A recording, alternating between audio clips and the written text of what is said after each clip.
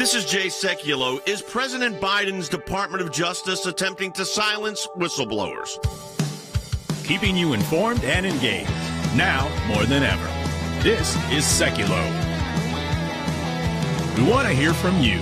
Share and post your comments or call 1-800-684-3110. And now your host, Jay Sekulow. Hey everybody, welcome to the broadcast. We've got a lot to cover today. Let me give you kind of an overview of where we are. And before we do any of it, let me say thank you to our ACLJ donors.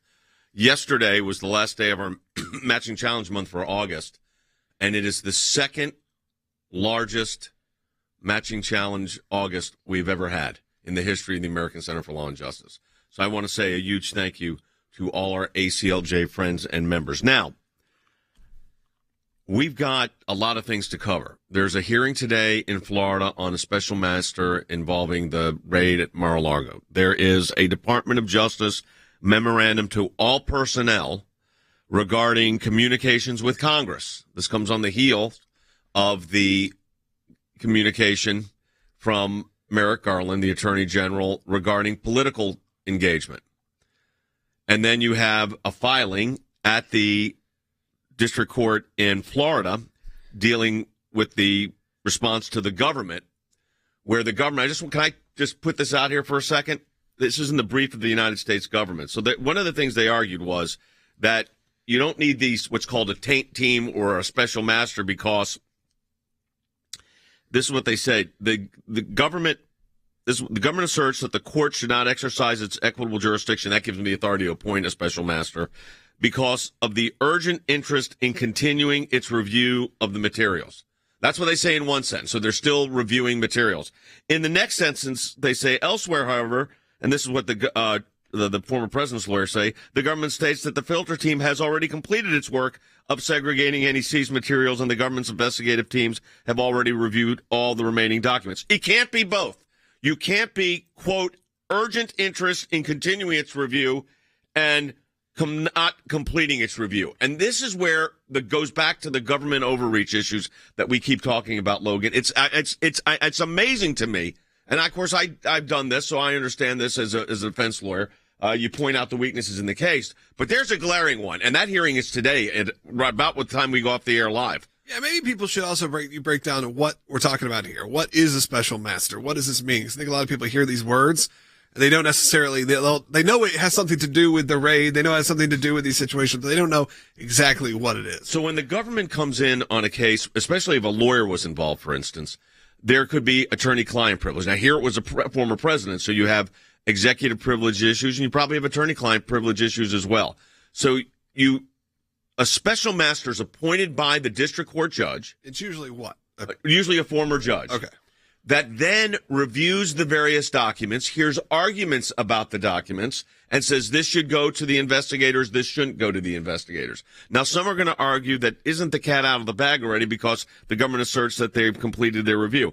And that's when it goes back to the briefs that were filed. Well, they're still saying they are doing the review, but even if the review is complete, the special master should be there so that special master, he or she, can determine whether that evidence can be used.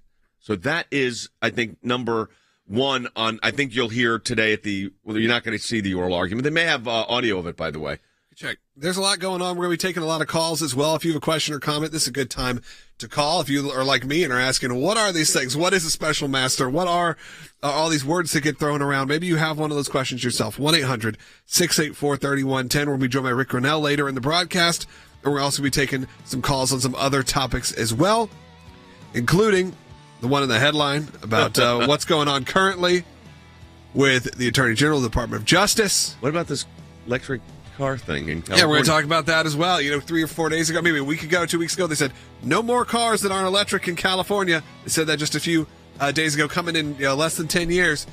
And then, of course, you get a warning today and yesterday saying, by the way, don't charge your cars right now. We're under a crisis right now. We can't really go out there and waste energy. Please don't be charging your electric cars.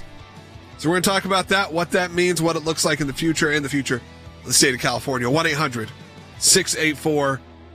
1-800-684-3110. I'd love to hear from you today. This is a great day to call.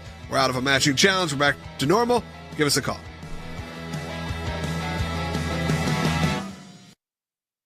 We begin in Florida, where a federal judge will hear arguments over whether or not to appoint a special master to review the documents seized from former President Trump's Mar-a-Lago home last month.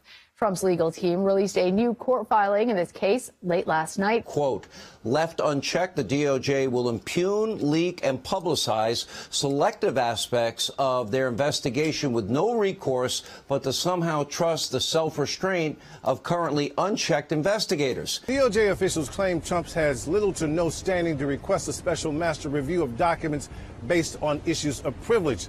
They said there could be no claim of executive privilege because the classified documents do not belong to Trump.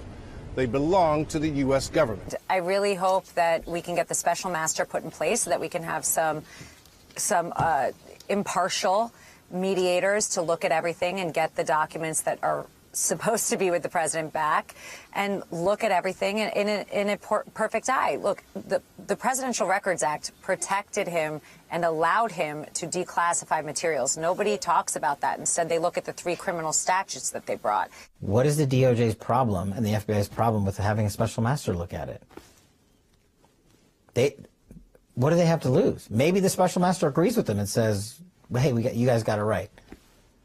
They're worried about the special master coming in and saying, you guys got it wrong. As a career prosecutor, if someone was challenging my ethics in a court of law and saying, let's bring in an independent person to look at this, I would say gladly, please come in, look at the evidence, look what we have. If they have nothing to hide, they should welcome a special master instead of fighting President Trump and his legal team at every single turn. Now, if appointed, this special master would be in charge of kind of sifting through all the evidence of those raids at Mar-a-Lago and trying to find any documents that could be protected under attorney-client privilege.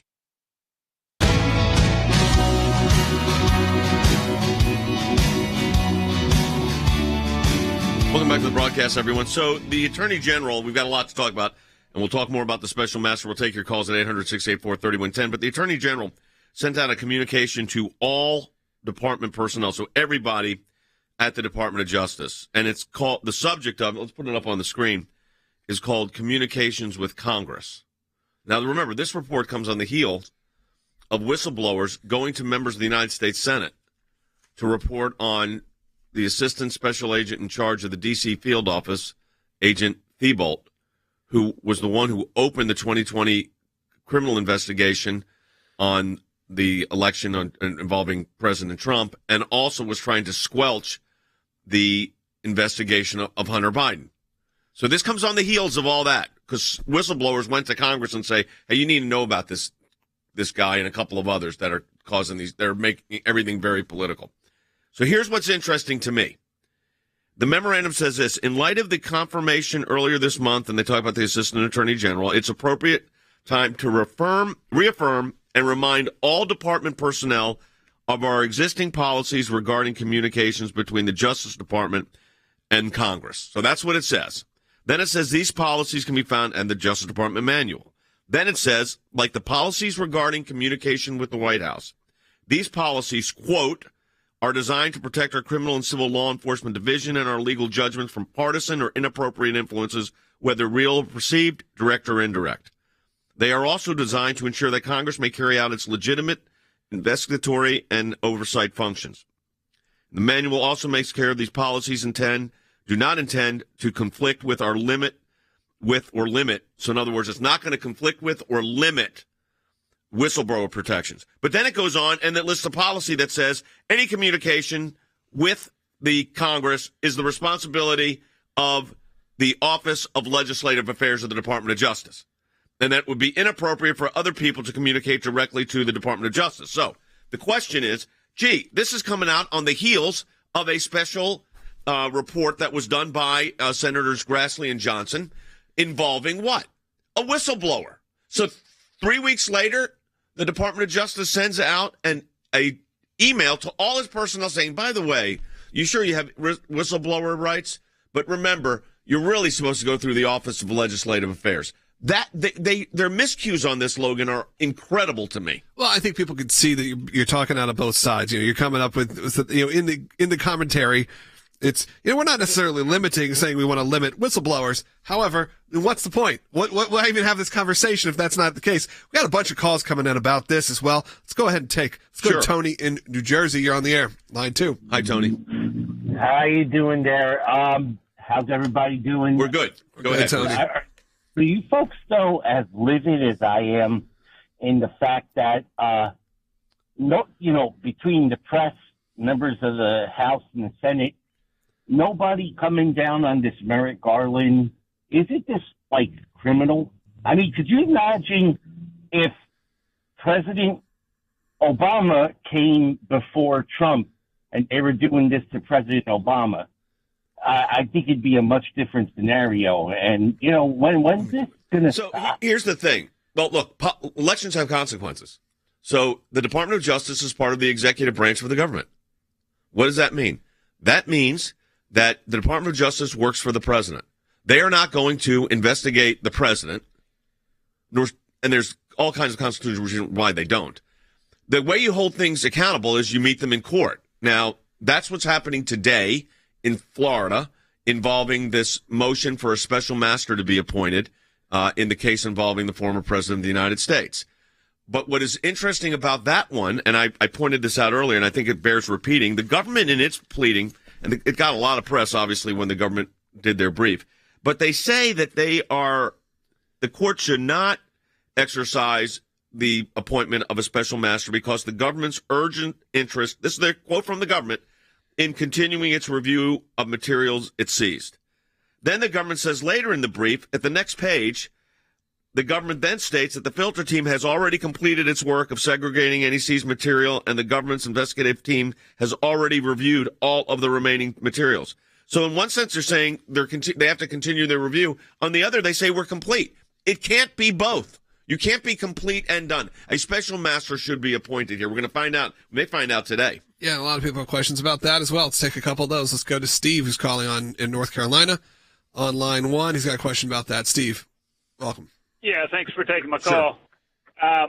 I was just curious, if a master gets appointed, can't he, like you were talking about the other day, with the judge that signed the warrant, that shouldn't have signed it because he recused himself from the Hillary case, that couldn't he just then throw basically all that stuff out? They haven't made, that's not the motion they've made. The motion they've made is for the appointment of a special counsel. They have not yet filed what I would call a motion to quash the subpoena, which should have been filed, in my view, early on. And the motion to quash the subpoena says the judge was biased. He acknowledged his own bias when he 2 months ago recused himself, from a civil case involving President Trump, former President Trump, and former Secretary of State Clinton. He had, I think, Logan, some posts on social media that were... Yeah, that were just, especially during election time, that were anti-Trump or anti some of the statements he made. Having political commentary for sure on public Facebook posts, and this before he was a magistrate. And beyond that, then after that, like you said, recused himself from, rightfully so. Yeah. Did the right thing. Yes. 8 weeks ago, 12 weeks ago, probably. And it doesn't do the right thing when it comes down to a criminal search warrant. Yeah. Which is mind-boggling, but they haven't moved to quash that yet. Maybe that's coming. These guys get to become celebrities. It's the same situation we had the other week, which is now they get to go be on MSNBC for the rest of their lives. They get movies made, and they're part of the topics. And it's a sad state of commentary. It starts sad state of affairs when it comes to that, because they could see the Hollywood lights could make them more money than sitting as being a magistrate. Yeah, well, here's an interesting aspect of this also, though, in with regard to the special master. The government also argues that any involvement by a special master will, quote, interfere with now ongoing intelligence community reviews of materials. First of all, a special master is the judicial branch of government. They will work for the judge to review the material. That's not interference. It's called due process. And that's where they're conflating the government, the Department of Justice is conflating these issues. And that's not the way it's supposed to be. They said never as an argument against interference better underscored the need for judicial involvement. Trump's lawyer said this, which I think is right, than this particular case. So on the one hand, they're saying, oh, by the way, we've completed our review, it's done, so no need for a special master. On the other hand, don't put a special master in there because we haven't finished our review. So they are setting themselves up for total failure, in my view. Now, The judge is going to hear the case today. Here's what will happen. There will be oral arguments. The briefs have all been submitted, so now it's going to be oral argument time. Could the judge issue an opinion from the bench? The answer to that is yes. That could happen. The judge could issue an opinion from the bench, could take it under advisement. We may know today what the judge is going to do. I think a special master is absolutely necessary. 100%. This comes in from Representative Jim Jordan. He just tweeted it. He put, the Biden DOJ spies on parents at school board meetings, cooks the books on domestic violent extremism cases, and now attempts to chill the rights of whistleblowers to speak to Congress. Well, listen, this memo, I mean, you got to put everything in context. So the whistleblower has created a big stir in Washington, D.C. Why? Well, you've got these investigations going. You've got a search warrant executed on a former president's house. And now, all of a sudden, after the whistleblowers went to Senate, the Attorney General just wants to remind everybody, of course you could be a whistleblower, but I just want you to remind you that any communication with Congress is really supposed to go through who? It's really supposed to go through the Office of Legislative Affairs. So this is typical of the government. I mean, this is typical of how they approach things. But, this is now publicly released. We have a copy. Put it back on the screen. There it is, signed by Merrick Garland. I mean, his leadership capability. I mean, the left complained about Bill Barr, so they're going to say, well, the right's complaining about Merrick Garland. I'm going to tell you something. Authorizing the execution of that warrant, I think, was a huge mistake, politically and legally. Not going to a different magistrate when you realize the one you got is conflicted, big mistake. Filing a brief that says we're done with our review, but we're still reviewing is a big mistake. When you put it all together, you know what it means? This is a mess. You better get a special master in there, and the lawyers need to be filing a series of motions. We got a lot of calls coming in on this. Next segment, we'll take more at 800-684-3110. Yeah, this is a good day to call in because this is interesting topics. I know you got a lot of questions. Obviously, we're also on the heels of a pretty interesting speech. The unofficial kickoff of the 2024 election, as I would say, as President Biden is really about that. This is what the Washington Post just sent out as a push notifications. It said, Biden to warn of threat to democracy from MAGA Republicans, in quotes, election deniers in primetime address. So that will be interesting to see. A primetime address tonight from a sitting president, technically not yet running, but he has filed. So this will be a interesting kickoff to the next 2 years, if we're just being honest. Okay, this is the kind of rhetoric you're going to have to get used to. That's going to come out of this because they're going to compound all of these issues. You can all feel it. You can all see where things are going. Look at all the topics we're covering today. They all have one central issue. So we're going to talk about that coming up. I'm sure you have questions or comments. 1-800-684-3110. If you're watching on social media, share it with your friends on Facebook. Click that big thumbs up. If you are on YouTube, look, I'm looking at it right now. YouTube, there's about 200 people have thumbs up, but there's over 1,000 people watching right now. So I'm going to ask all of you, hit that thumbs up right now. Gets it out to a lot more people. We'll be right back. Thanks to your support of the ACLJ, we have had many victories. The report is coming out. It shows that not only did Tea Party groups get more scrutiny, but so did a host of other conservative groups. It was something that no one could believe our government was even capable of doing, and now they were admitting it. It's one of the most significant wins in the ACLJ's history. To take on the IRS and win for the ACLJ, life has always been a top issue. Barbara, I am here at this site because there are thousands of people and millions across America that say abortion's murder. When you're fighting for the life of the unborn, you're on the right side of history, you're on the right side of law. These are young people in their 20s and 30s that are doing this, are fighting for life to beat back the abortion juggernaut. It's very important that we remain hopeful that the courts that the Trump administration was able to impact will give us good rulings that are based in law and sound reasoning. This is one of the social issues we're winning. There are historians that point out that religious persecution is at its highest level since the first 3 centuries when the Roman Empire led religious persecution. A mid-state pastor's family is fighting to bring him home. We are getting my husband after 7.5 months.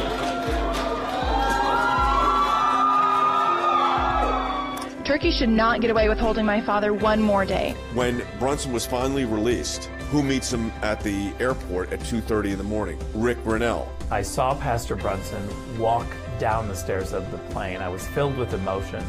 I told him that we were praying for him. The American people never forgot about him. I'm thankful, I'm grateful, and actually I'm astounded. We need your help. as we continue this work here in the United States and around the world.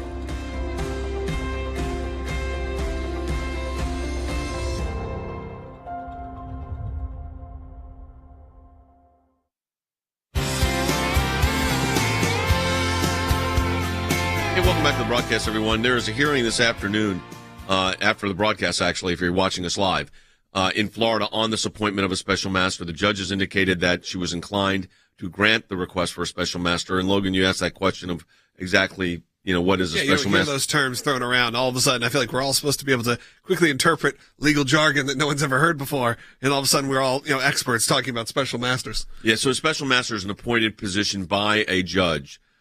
Usually it's a former judge, retired judge, that will review the evidence rather than the FBI taint team, as it's called. That's the review team saying, oh, this might be privileged, this isn't. And that judge makes an independent review and determines what is admissible and what is not, what's privileged, what is not. What's interesting here is the Department of Justice, in response to the motion that was filed by the former president's lawyers, they came back and said, we're continuing our review. But then the next page in the brief, they say, we've completed the review. There's nothing for a special master to do. Well, it can't be both. You can't be continuing your review of these documents to determine applicable privileges, and it's already completed. It's not. It's one or the other. And I think the judge is going to see this, and that's why you say, this involves a former president of the United States. It's unprecedented in our history. There's all kind of concern about the initial warrant that was issued by the judge in the first place, as we previously said. Put a special master in place. I expect that's what's going to happen. We will know, I think, in the next, 5 to 24 hours. I think we'll have an answer on that. We're getting a lot of calls on this topic, so we're going to keep taking your calls. 1-800-684-3110. That's 800-684-3110. Logan? Let's go to Anthony in Georgia, line 4. Anthony. Hi, welcome. Anthony. Welcome to the broadcast. You're on the air. Yes, sir. Real quick. Mr. Sekulow, could you give us a little background information concerning the judge that's going to make this decision on a master's investigator? Is she Democrat? Who decides that? Yeah, Anthony, Anthony, we had some connection problems there. He was asking who's deciding who the special master is. So the U.S. district, not the judge that issued the search warrant. I think that was the concern. Not the magistrate judge, which is the judge that is not a Article III judge. Magistrates assist judges. They are judges, but they're different tenure. This went to an actual U.S. District Court judge. Happens to be an appointee of President Trump's, was confirmed in November of 2020. So she would be the one that makes the determination of if a special master will be utilized and who that special master is. And they usually negotiate that back and forth on who it is. Yep. And so we'll I've litigated the special master's issues. And what you do is you go document by document. So for each document you have an objection to, you argue it to the judge, to the special master. That's how it's done. Okay. Hopefully that answers some of those questions for you. If you have a question or comment, we will be taking those calls throughout the next half hour. If you don't get us on your local station after half hour, we continue on live. So we'll give you information on how to do that. We do it live on all social media platforms, Facebook, YouTube, Rumble, and on ACLJ.org. Let me just say one thing before we take another call here, Logan, and that is this. The government also in their brief, and this to me is pretty unbelievable. They actually say that a special master will, quote, their word, interfere, end quote, with an ongoing and intelligence community review of materials. Why? I mean, why? It's a special master. It's called due process. The Fourth Amendment guarantees you the due process of law. So the due process of law, they sat on this stuff for 2 years, year and a half, right? Without getting them back until they executed the warrant. You think 2 weeks is going to make a difference? So what the government's doing here is what the government always does, whether it's, a whistleblower goes up to Washington to speak to the Senate, and then the Department of Justice sends out a memo say, communications are really supposed to go through the Office of Legal Counsel. Oh, yeah, you've got whistleblower rights, but you just want to remind you, we have an Office of Legislative Affairs. They're supposed to handle this. Or whether the government argues in its brief in opposition to the special master's appointment, oh, we've completed our review, or no, we haven't completed our review, and this will interfere with our continuing our review. In the same document, a page apart. That's what they're arguing. All right, let's go ahead and take some more calls. Let's go to Edward, who's calling in Ohio. Edward, you're on the air. Yes, sir. Thank you for taking my call, Sure. and I appreciate everybody that we don't see on the back side of your broadcast. Yep. I'm looking at them right now, about 6 of them back there.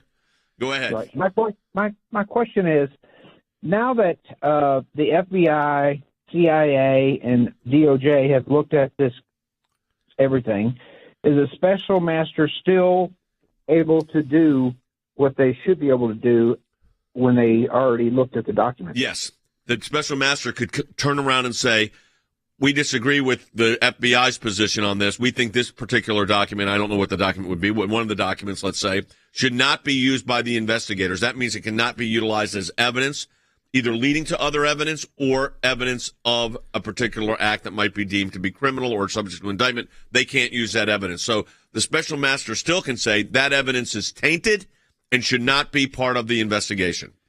All right, let's continue. But that is the yes, a great question, because it's the risk of waiting 3 weeks to do this. I think this will be the last call for this segment, but you can still call in, and lines are open, 1-800-684-3110. Let's go to Lonnie in Louisiana, I think, with a very interesting question.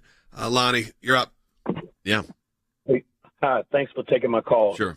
My question is, with these documents being high security level, does the special master needs to get some type of clearance, some type of security clearance, as did some of the investigators? Yes. So the answer to that question is yes, that the person selected would have to have security clearance. Now, there may be people on the list that already have security clearance. So either they will have to get it on an expedited basis, or because some of this material is allegedly, very high levels of security, SCI and so forth, that they would have to have security clearance. But there could be judges selected by this particular judge, a retired judge that has security clearance already. We're allowed to go deep into it, but what is the process of getting security clearance? Okay, so it's a questionnaire you fill out. Yeah. It's extensive. Yeah. Where you've lived the last 20 years. Who are your neighbors? Who are your friends? Where do you bank? How do you have any financial interest? And it's very thorough. It can move very quickly, though. The government can put these in place in a matter of weeks, not in a matter of getting months. a home loan, it sounds like. It's very, with a lot of documents. They ask you all the financial questions, too. Yeah, no, it's the same thing. So, yes, it's a serious matter. And look, this is an unprecedented time in our history. There's never been a search warrant executed on a former president of the United States home. They should be dotting every I and crossing every T. You know what the government should have done on the special master thing? Said, of course. Of course the special master would be appropriate here because the stakes are so high. But that's not what they did. Instead, they filed a document that says, we have completed our review, and on the next page say, hey, we are working to complete our review. It can't be both. Then they have the nerve to say, you point a special master, that's going to interfere with our national intelligence assessment. As if the due process clause of the United States Constitution doesn't apply to this. So our phone banks are jamming up. So I think people really want to talk about this, Logan. 1-800-684-3110, 800-684-3110. We are here for, first of all, thank you again to our donors. Second largest August 31st date we've ever had in ACLJ history. We thank you for that. Also, hope you enjoyed the concert last night. The band did it live. We thought it went great. We appreciate you watching and supporting our work through that venue as well. And again, we'll take more calls and comments when we come back. That's right. There are some phone lines open at 1-800-684-3110. We do have another half hour of the broadcast live right now. If you're listening live, it continues on. Some networks don't carry it. If they don't, find us right now broadcasting live. And look, you get to see us. It's a nice experience. Find us on aclj.org, on facebook.com/jsekulow. Just go to the Sekulow page. Rumble. You'll find us there on the front page.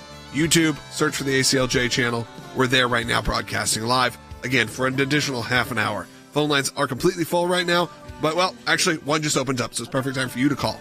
1-800-684-3110. Rick Grinnell joins us in just a few minutes. We'll be right back.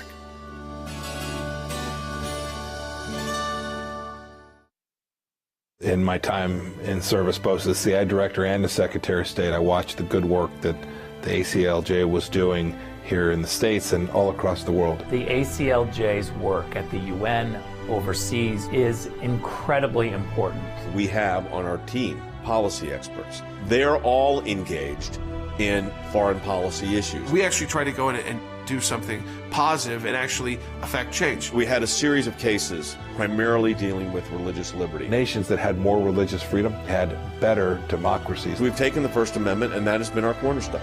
It's to defend the rights of people of faith. We not only hold our government accountable, but we hold other governments accountable. You have to actually be committed to fighting it out, or else you'll never win. Your support of the ACLJ enables us to do all of this. Go to aclj.org today. That's aclj.org.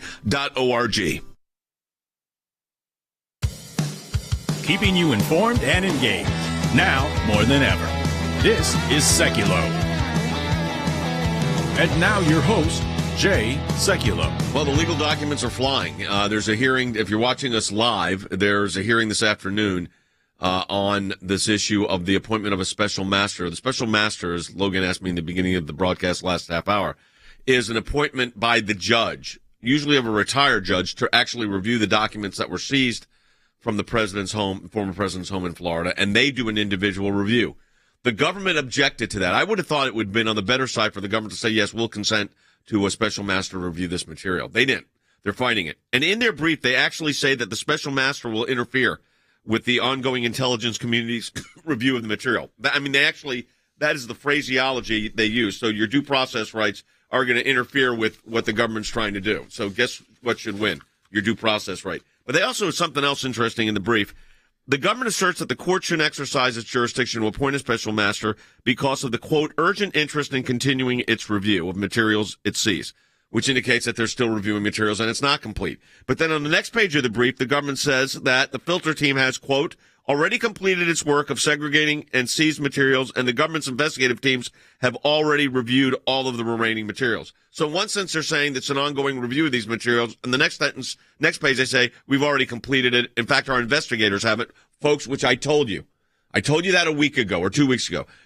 The way it works is not they go through the whole thing and then they start, once they say it's not tainted, the government, they give it to the investigators. So a special master should be appointed. The judge indicated that she would. I hope they do that today. That would have been the right move. It would have been the right move 3 weeks ago. Yeah, there's a lot of people calling in, asking about this. We can maybe take one of these calls, and we're going to have Rick Grinnell in the next segment, and then we'll take as many calls in our final segment for the day. So stay on hold. With Rick. We may take one with Rick. Let's go ahead, though, and take one. Let's go to Mary in North Carolina.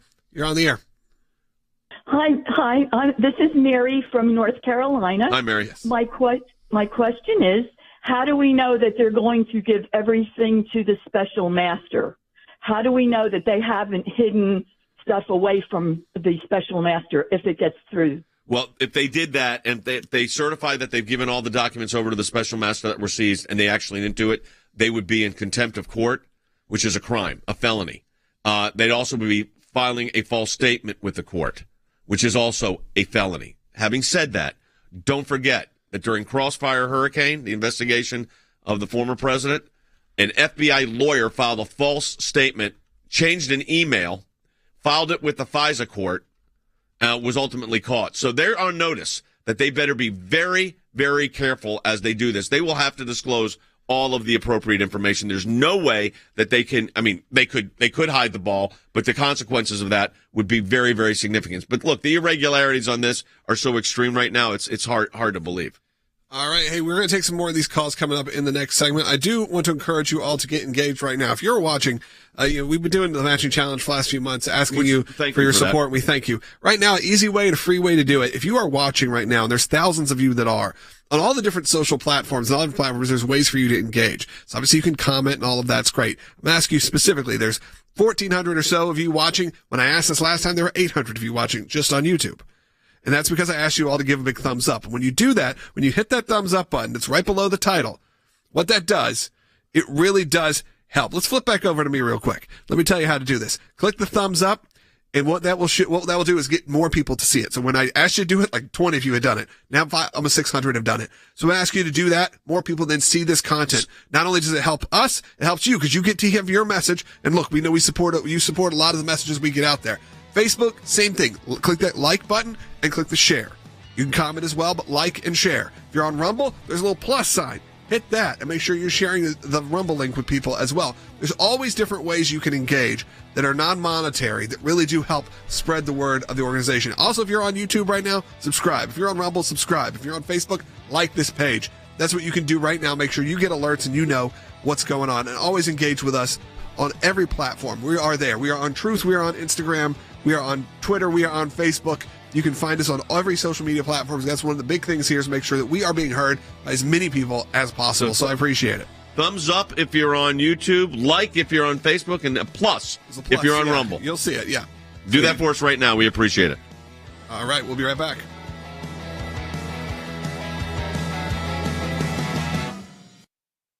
State regulators voting unanimously late today to put the internal combustion engine on the extinction list. They passed a new rule that bans the sale of new gas-powered cars by the year 2035. California is the first state to take action like this. The new rules will require 35% of new cars sold by 2026 to produce zero emissions. That number climbs to 68% by 2030. And by 2035, all new cars sold in California must be free of greenhouse gas emissions. Right now, I'm not sure if it's the best idea. I mean, maybe like long term, but not everybody can afford that. The average price of an electric vehicle is $66,000. And then there's the infrastructure issues. The grid does not currently have the capability to add millions of battery electric or even fuel cell electric vehicles today. What has California been doing? We've been decommissioning gas plants, decommissioning nuclear plants, and we don't have a grid that is reliable enough for right now. And now you're going to greatly increase how much you're going to have to put in. Will double the amount of electricity needed in the state of California, with already the highest rates in continental United States at 18 cents a kilowatt, which is twice the national average. Governor Gavin Newsom is laying out ways you can stay safe and prevent putting a strain on the electrical grid. One thing I don't need to remind you of as you walk out your door today on your way to work, how hot it's gotten. And that's why you heard about perhaps that Flex Alert that was put out earlier today. Today's Flex Alert calls on Californians to scale back power usage from 4 to 9 p.m. And that includes asking people not to charge electric vehicles during peak hours. With California moving to phase out gas cars in favor of EVs, are charging restrictions during heat waves part of that future?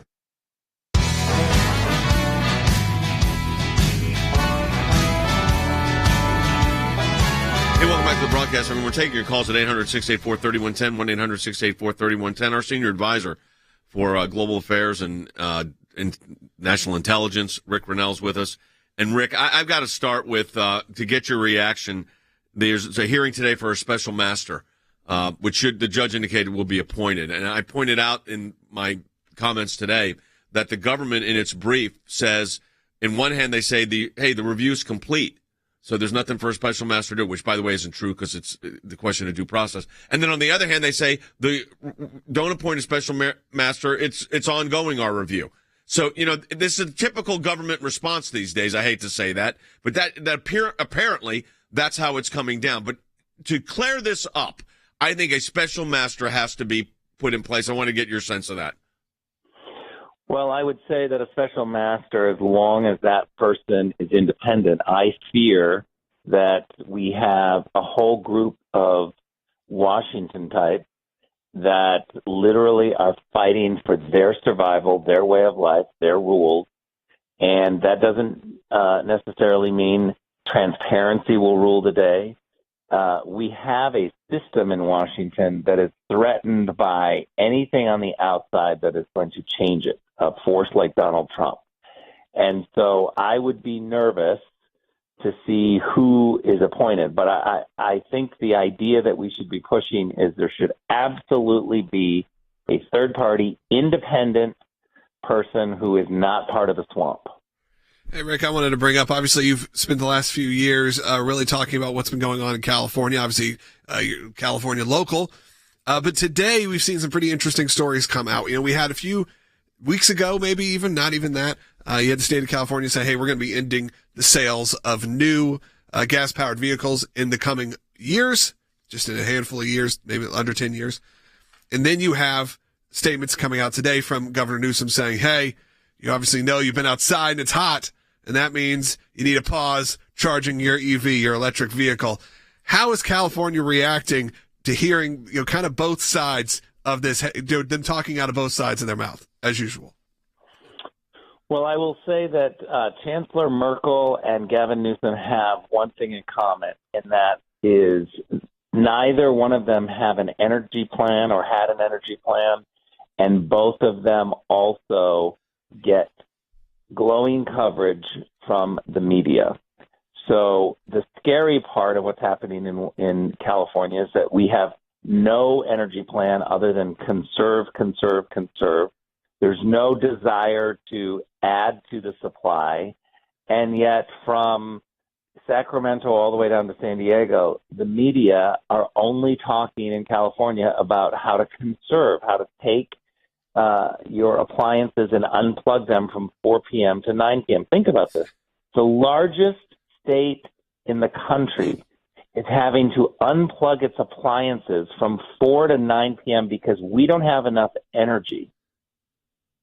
Yeah, I mean, it sounds like a third world country. You hear those kind of things. It really does. When you hear those things, we got to cut the power off at night, like you're going to Africa. I mean, that's a lot of those things happen there. Yeah, but I mean, this idea that we're going to encourage no combustible engine in cars by 2035, but by the way, don't plug your electric car in right now because we don't have the power to do it. I mean, Rick, this is shows up the door of what that could look like then in the future. Because if you are reliant on that, and then these kind of restrictions come, then you're almost in another lockdown situation of your own that you can't control. But is there any indication, Rick, that California's increasing its electric grid capacity to meet these kind of demands? No, there's zero. And remember that Sacramento is totally a supermajority of Democrats. Republicans are not even an issue. They can't stop anything. Every statewide office is controlled by woke lefties. The media here do not vet our politicians when they go. Look no further than Kamala Harris, Javier Becerra. The disastrous people in the Biden administration are Californians. And yet our media here are screaming about conserve energy, conserve energy, conserve energy. Look, I'm no great economist, but when you look at supply and demand, you can't just lower demand and expect that to be a plan into the future when you're trying to get more electric vehicles on a grid. You've got to find supply. It's the same thing with water, Jay. We live on the ocean, but we're telling people to conserve water. Yeah. Go ahead. Well, I think that's interesting. Look, I've had an electric car. I'll be honest. I don't have an electric car. I've had one pre-ordered for going on 3 years, I think now.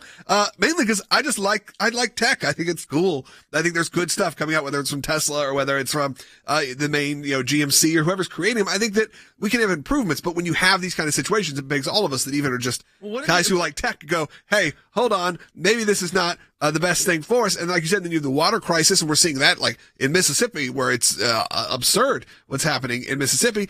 All over the country, it's starting. I mean, look, you don't want to be the person saying the sky is falling, but it does feel like things are crumbling from coast to coast. I'll give you the sky is falling. Are the police cars going to be electric cars? Are they going to tell them only power up halfway? So I hope you have a high speed chase. I'm sure your car runs out of battery. Yeah, I mean, just think about this for a minute. I do want to go to that's this, how you Rick. defund the police. We're getting calls on this, and I want to get your view on this. We'll take the call, or we'll take Tanya's call in just a moment here. And that is, the president is making a big speech tonight. And he used the phrase semi-fascist, which, as I said on air, I don't exactly know what a semi-fascist is, except he's calling basically conservatives and pro-lifers semi-fascists. What I don't understand about that is, a fascist is a fascist. That's a pretty horrible label. Was Mussolini a semi-fascist before the rise of Hitler? I thought he was a fascist. He became more of a fascist, more totalitarian in his approach, even after Hitler rose to power. But the language utilization here, Rick, coming out of the Biden White House is really unbelievable. Yeah, and once again, we have a media largely ignoring what this guy is saying. It's very clear, and everybody knows, what the left is trying to do right now is shut down dissent. Dissenting comments, dissenting information, dissenting opinion are all considered a threat to the ruling party. And so what they're doing is across the board canceling or crushing anyone who doesn't share their line. Okay, let's go ahead and take, I think this is a very important call coming in. Quickly, let's go to Tanya, who's calling on line 6. You're on the air, Colorado. Hi there. Thanks for taking my call. I was wondering, with Biden saying, basically just threatening all the pretty much MAGA country with F-15s, what kind of legal actions can we take against that? That's not discussing options. That's a direct threat. Yeah, I think a lot of people are just worried about these labels that are happening. And she's referencing there was a speech given where talked about the Second Amendment rights and said if you really believe the Second Amendment rights, that it's, to go after your government to make sure that there's a check, well, then you better be getting F-16s. That's what she's referring to in that. His rhetoric. But to say, good luck is kind of what he was saying in that. When it comes to the phrasing that's coming out of this and what we know may come from this speech, Dad, tonight, and Rick, it doesn't seem like it's going to be painting a picture of unity. That's for sure. No, I mean, he's called people semi-fascists and then, ultra MAGA. So how do you see this playing out tonight, Rick? Change in 2 years.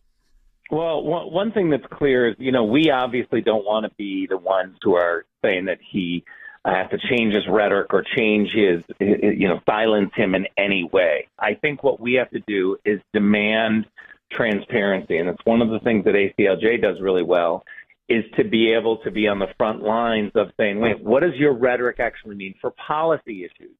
So when he's trying to go after Second Amendment supporters or pro-lifers, we need to be able to jump quickly to challenge him in the courts, to challenge him and hold the Biden administration accountable. And that's one thing that we do well.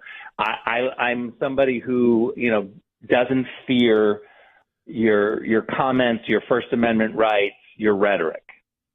No, I agree. But I mean, the tone of the great, uniter here is becoming an unbelievable divider. Well, I told Thanks, you, Rick. they threw out terms like, ultra MAGA and those kind of things that people were able to really rally themselves behind. Right. And they found one they couldn't, which was, obviously we're not all wearing shirts that say semi-fascist. So they're coming up with these terms to try to figure out what's that line, and it's pretty interesting. The buckets of deplorables. Yeah.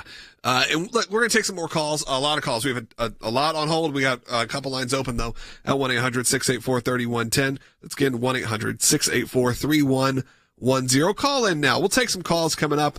Also comments. In comments coming up as well, whether you're on Facebook or Rumble or YouTube. Again, great ways to engage. Also, brand new podcast launching September 12th with my brother called the Sekulow Brothers Podcast. Subscribe right now on all your favorite podcast players. That is on Apple Podcasts, Spotify, however you get your podcasts. We're there on the Salem Podcast Network. You can find that at SekulowBrothers.com with just some easy links to go there.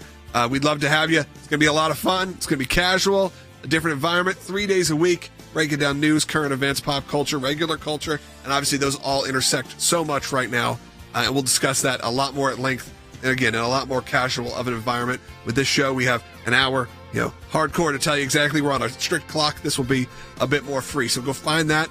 It's free to subscribe. It's at SekulowBrothers.com. Write a review. Say you're looking forward to it on Apple Podcasts. Be right back to take your calls.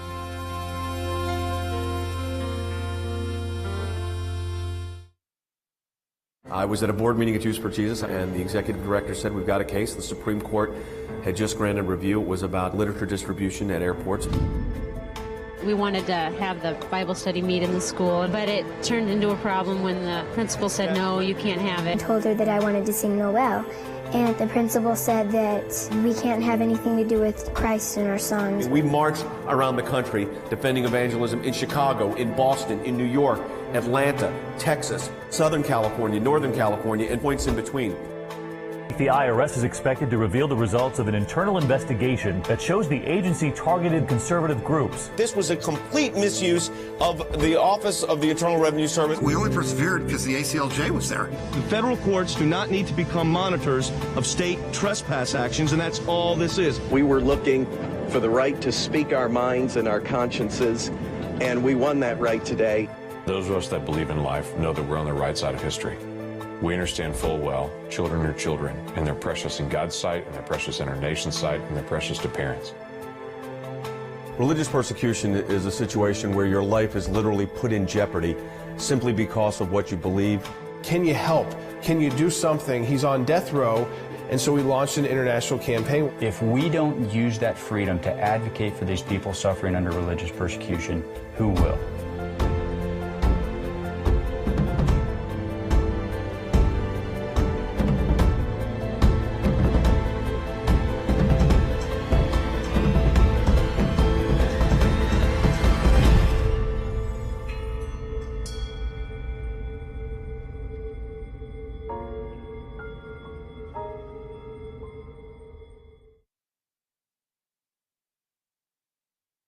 in just a second. So we'll be on the air in 3 seconds. We have one line open, 1-800-684-3110.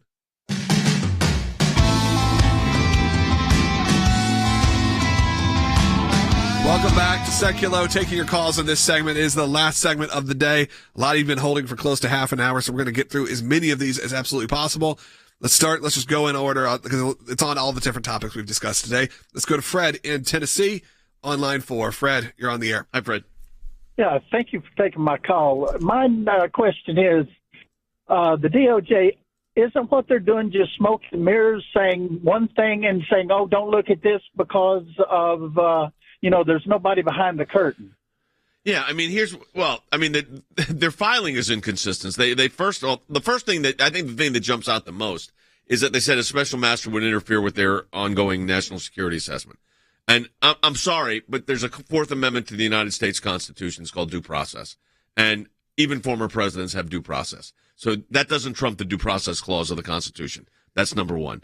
Number two, in the brief, they actually say, Fred, and this is, inexplicable. They did this on page 29 of their brief. They said that their review is complete. They said they're in the process of completing their review. They're making analysis. So it's an ongoing review. That's what they say. And on the next page, they say the review is complete. We've distributed the materials to the investigators. It's done. So it can't be both. It can't be complete and incomplete. So I think that's why the judge is right when her indication was she wanted to put a special master in place. I think that's 100% correct. That's the way to ensure due process here. And that special master can determine what evidence is admissible and what evidence is not. All right, let's continue on taking these calls. Let's go next to Michael in Florida on line 5. Michael, welcome. Hey, thanks for taking my call. Sure. Appreciate it. I just have a comment, and the comment is I really enjoyed your concert last night. Thank you. I also wanted to say that I think ACLJ is akin to a modern-day national treasure, like Thomas Paine and the Pamphleteers. People always ask, what can you do? Well, the ACLJ steps up and does it, and me and my family really appreciate everything you do.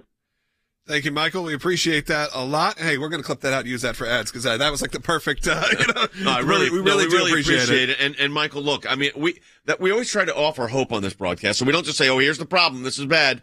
We're always providing. Here's the problem. Here's how we're going to try to go after this. Yeah. Whether it's in the courts, whether it's in the legislature, whether it's in media. Yeah.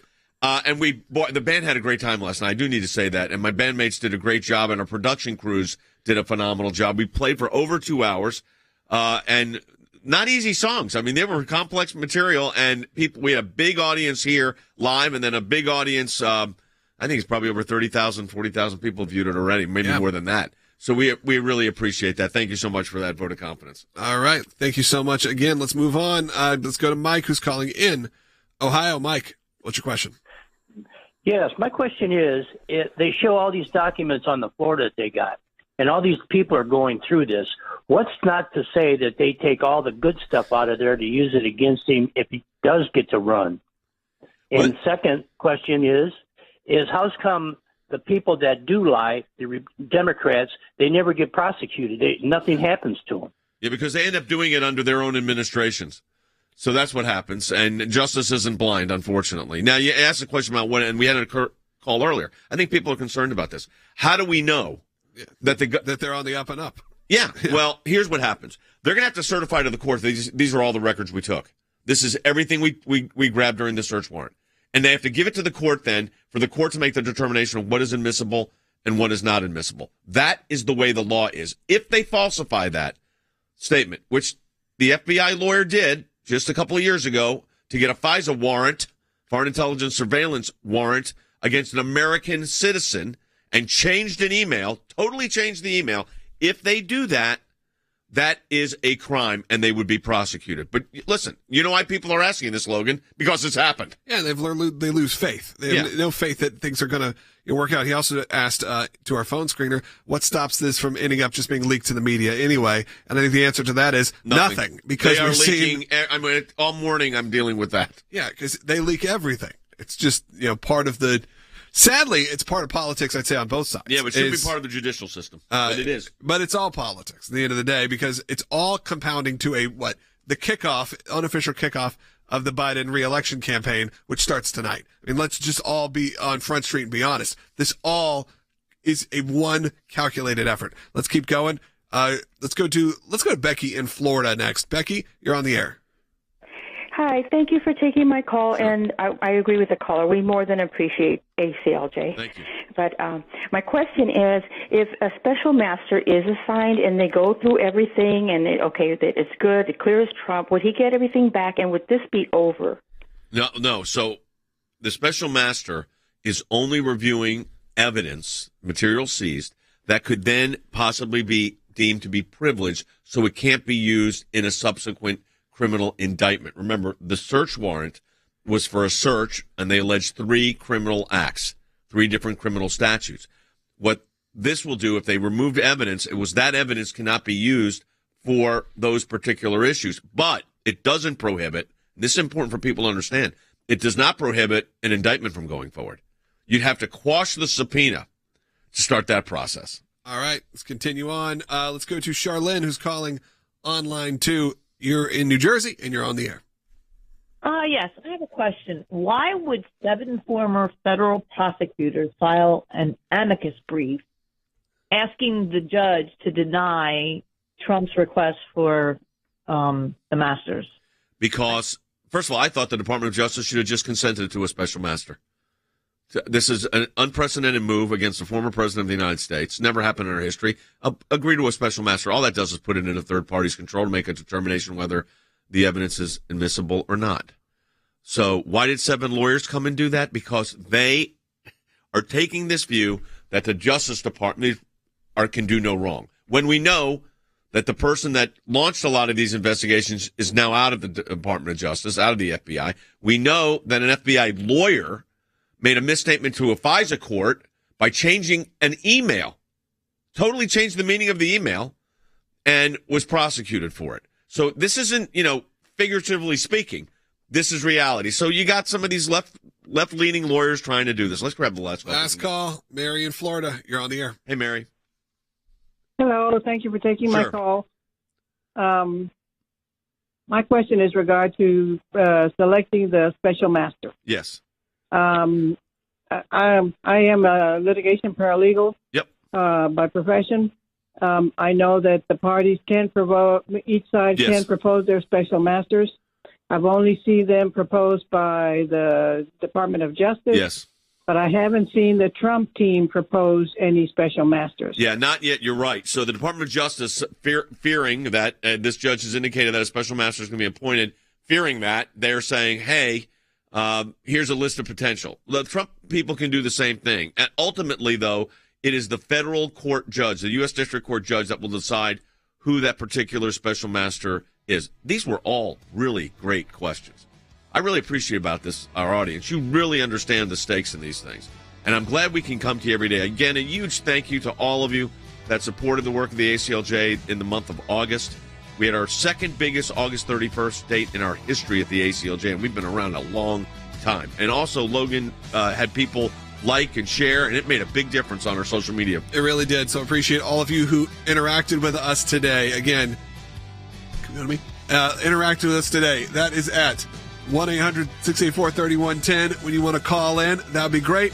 Also support the work of the ACLJ at aclj.org. Again, support the work of the ACLJ at aclj.org. And honestly, not only support the work, just check out the great content we produce and we put up there each and every day. Great blogs, videos, movies. You find it all there, aclj.org.